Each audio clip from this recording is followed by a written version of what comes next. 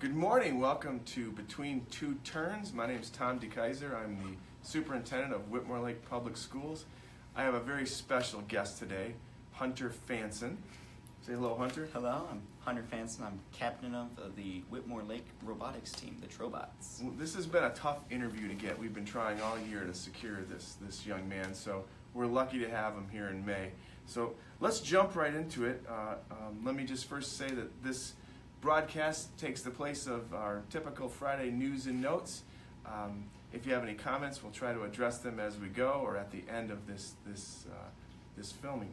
So let's start off. I know you're a senior. You just introduced yourself as a member of our robotics team.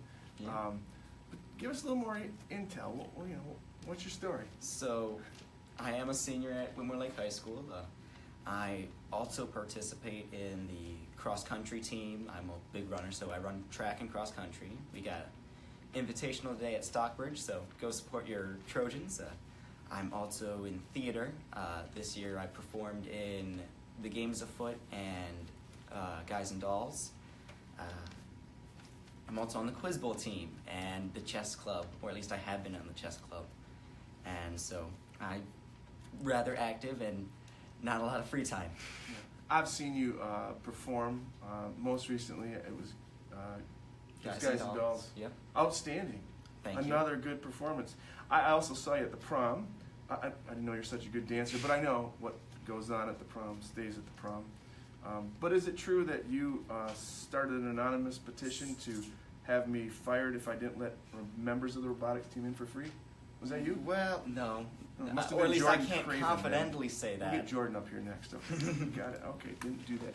All right, so you mentioned a lot of things that you're active in, and I think that's great, actually. I would say I would consider you a successful student, and part of that success is you're always involved in everything. But specific to robotics, like, how did it start for you? How did you get involved, and why? So I got involved in robotics because my older brother was involved. That's right, yeah. And so Henry was doing it in his senior year, and because Henry was doing it, my dad always gets involved in whatever his kids are doing. Mm-hmm. And so they were doing robotics, and I didn't want to get left out because I've always liked playing with Legos and Kinects and stuff like that. And so if I could tag along with Dad and older brother to go see what they were doing, I thought it was pretty cool. And so I did that for a while, and then when I made it to high school and I was a freshman, that was one of the first things I wanted to do as a high school student was join the robotics team. Excellent. All right, so how long have you been a member? All 4 years, obviously, right? Yeah. Okay. And I have written down here that your robotics team is an FRC team. Yes. I think I know what that means, but what do you know what that means? So FRC stands for First Robotics Competition. Mm-hmm. And so it's a robotics competition, and FIRST is the organization that it's under. So it's like the MHSAA for high school athletics, Yep. except for robotics. Mm-hmm. And so FIRST stands for inspiration and recognition of science and technology. And so it's a STEM-based organization that promotes those certain viewpoints. STEM is science, technology, engineering, and math. It's a hot buzzword in education, but it's the incorporation of all those things into kind of one class or one line of study. So, all right, awesome. So you might see, like, if you're looking up anything about our robotics team or any kind of competitions, you'll see FIRST, first. Mm-hmm. You'll see that a lot, and it's something special to our kids and our participants. So I actually really tried hard to get our first team involved. It was a little slow going. I'd say you guys have a juggernaut of a team right now. Mm-hmm. How did the competitions go this year? Tell us a little bit about how you ended up the season. So we participated at 3 district events, and at each district event there's about 40 other teams that we'll compete with, and it's a 3-on-3 tournament where you're randomly set up with other teams. And we did rather well. We placed out of the state in the top half or so, and First Robotics in Michigan is very big. There's more than 400 teams in Michigan right now, and we placed in the top 200, and so we're pretty proud of ourselves. Awesome. Especially at our last event, we performed in Marysville, which is a little far off, but at Marysville, there's a qualification round and then an elimination round at robotics meets, and so we placed in the top 2 out of 40, so we were second out of 40, and then at the elimination rounds we were finalists, and so we were pretty much the second best team there. Awesome. That is awesome. And Detroit actually was, for the first time, I think, hosted the global competition. Yep, and so first robotics goes from regional level to district level to a world level, and so usually worlds had been in the past at St. Louis, and they do everyone at one competition, but recently there's been such a boom in first, they've had to split it up into 2 different world competitions, and so there's one in Texas and then there's one in Michigan, because Michigan is the biggest hub of FIRST robotics there is in the world. Yeah, obviously it's probably because of our auto industry, but it's a great way to get into engineering, and it was really cool that Detroit got that, and I mean, if you're into it, Michigan is the place to be into it, and to be competitive in it in the most competitive state is awesome. I congratulate you guys. I love this award. I'm going to read the name of the award you guys won. One of them was Excellence in Engineering, and then this one I love, the Gracious Professionalism Award. Tell me about those. So the Excellence in Engineering Award we received because we had it.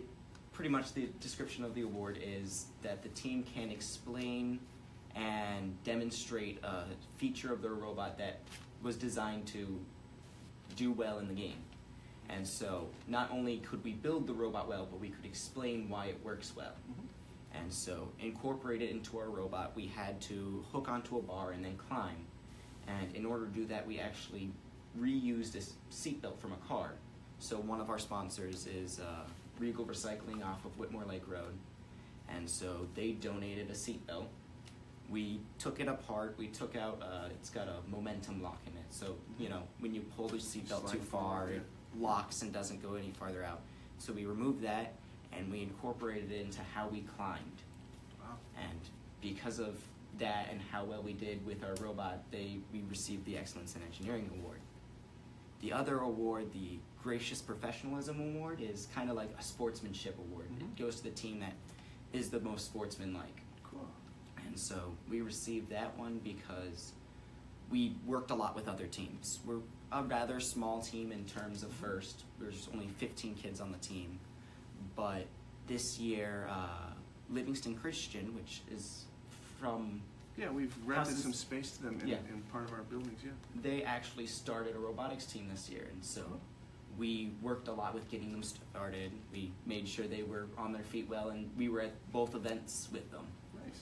And so we received Gracious Professionalism Award because we help teams a lot. We work with other teams to get their robots up and running, and we just work with other teams a lot. I love that story because Livingston Christian, really we kind of helped them. They didn't have a school. We helped them maintain their school, and then here's our student body helping their student body kind of build the team. I just love that story. I think that's awesome. When I go to events, I see lots of activity. It seems like you are doing a lot of talking and like you're interacting with other teams. But then you got people driving. So what is it that you specifically? What are you doing? You're always chatting with these people. Are you like forming partnerships? Are you trying to? So at the event, there's, like I said, it's divided into qualification rounds and then elimination rounds. In the qualification rounds, you're paired up with 2 random teams to play against 3 random teams.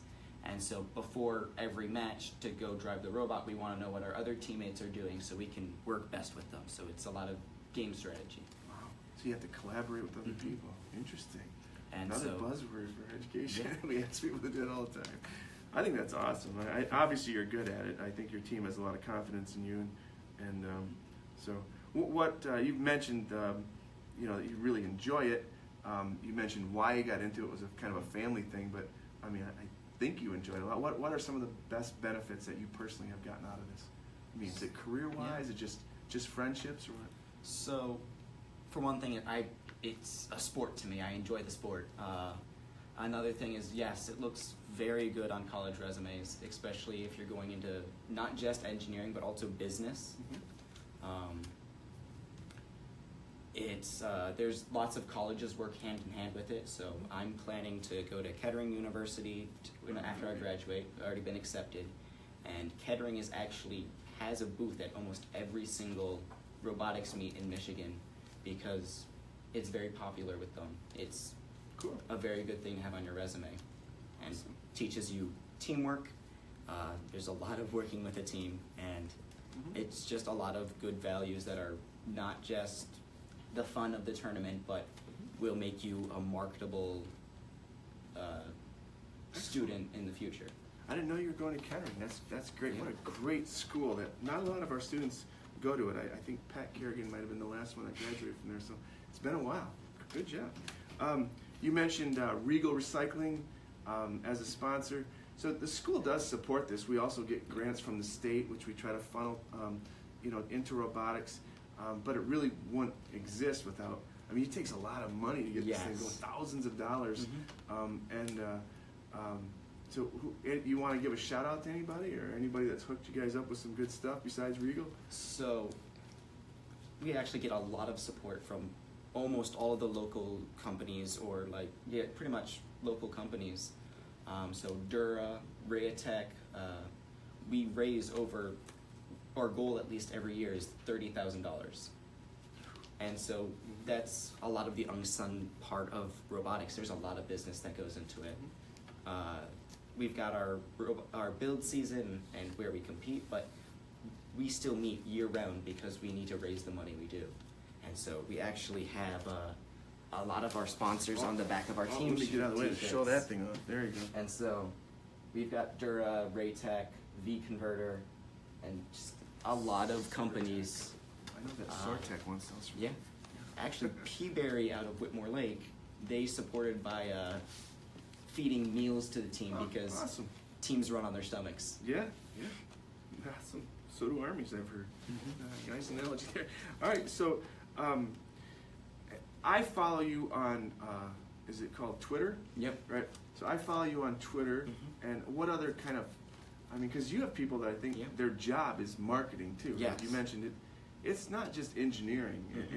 It's collaborating. It's people skills, and it's marketing, which probably makes the business side really more attractive to people who want to pursue that. But how do people follow you in social media? That seems to be a thing kids do nowadays. Yeah, we have a Twitter at WLHS Robotics. We also have a Facebook, which is just WL Robotics, and we actually have our own website that we've had people working on throughout the year. Nice. And that's WLRobotics.org. I don't know that I want to check that one out. I'll have to check that one out. So it's a great place if someone's watching that how to get involved. But if a student wants to get involved, just walking through the halls here, how would he or she find out about robotics?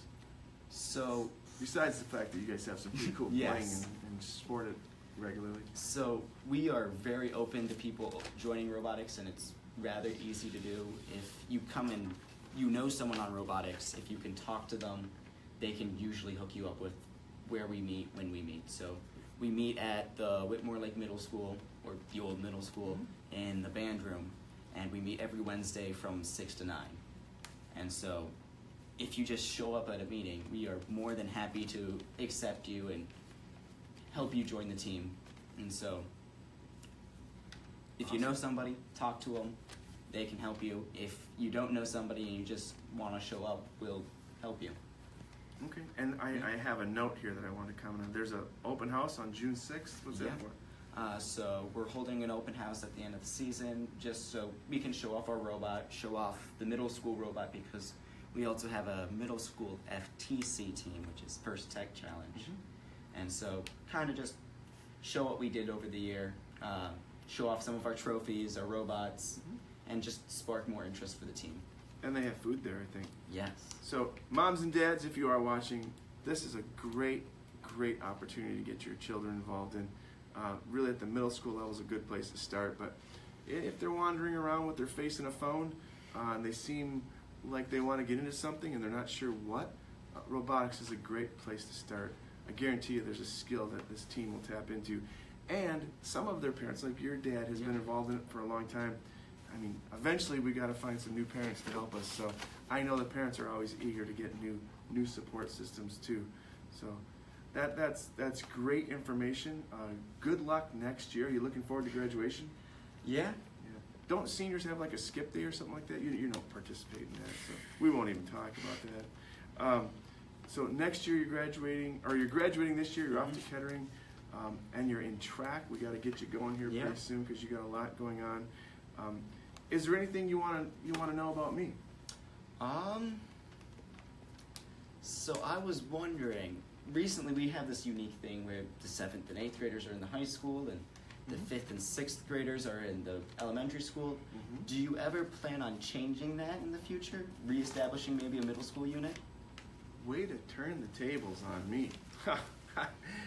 I can only speculate with regard to this, but because it does depend on the population of our overall enrollment. But yeah, if I get my way, I'm really eyeballing that middle school facility for something special in about 5 years. Okay. We have modified how we teach 5th and 6th grade. We're making it much more like middle school. They move around a lot more. But yeah, eventually we'd like to, getting kids ready for the next step, we call it a transition. Okay. A transition is a really important part of any school. So you transition from middle school into high school. There's a transition. It's called credits. People struggle with credits because now if you don't pass, you don't get credit. And then there's something called grade point average, which becomes really important.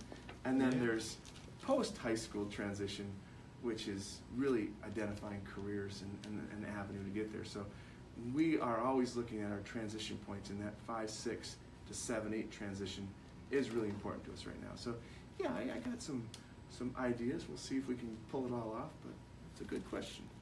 All right.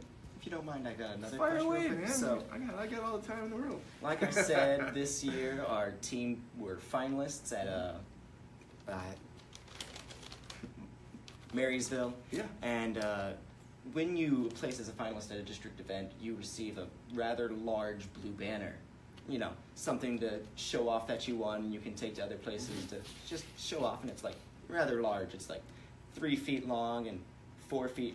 We should put that up somewhere. And so I was wondering, we've got 3 of them now from past years, and we were wondering if there's maybe some place on Main Street or the gym where they could find a permanent home. I would love to do that. I don't have to get on a ladder or anything, but if I could tell people where to put it, I think that would be awesome. That's great. Well, let's work together and find a good spot. I'm open to all kinds of possibilities there. Okay, cool. All right. Well, do we have any comments or anything we want to address?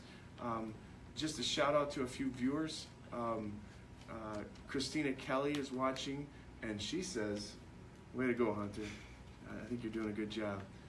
Mrs. Collins and Mrs. Kurtz are always big supporters, and they're watching too. So just a reminder, this replaces news and notes that we normally put out on Friday. We'll have that back next Friday.